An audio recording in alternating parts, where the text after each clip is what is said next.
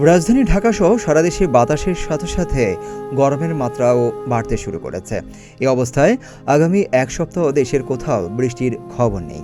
সেই সঙ্গে আগামী 3 দিন তাপমাত্রা কিছুটা কমলেও পরবর্তী সময়ে আবারও বাড়তে পারে বলে আভাস দিয়েছে আবহাওয়া অফিস।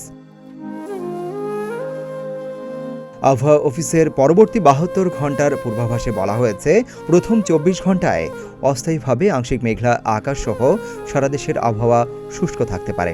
এ সময় দিনের তাপমাত্রা প্রায় অপরিবর্তিত থাকলেও রাতে কিছুটা কমতে পারে। এর পরবর্তী 24 ঘন্টায়ও আবহাওয়ার অবস্থা একই থাকবে, তবে এ সময় দিন ও রাতের তাপমাত্রা সামান্য কমতে পারে। শেষ 24 ঘন্টার পূর্বাভাসে বলা হয়েছে, অস্থায়ীভাবে আংশিক মেঘলা আকাশসহ সারা দেশের আবহাওয়া শুষ্ক থাকতে পারে। এই সময় দিন ও রাতের তাপমাত্রা কিছুটা কমবে। তবে বর্ধিত 5 দিনের আবহাওয়ার পূর্বাভাসে বলা হয়েছে, দিন ও রাতের তাপমাত্রা আবার বাড়ার সম্ভাবনা রয়েছে। সিদ্দিকুর রহমান রোমন, প্রতিদিনের বাংলাদেশ।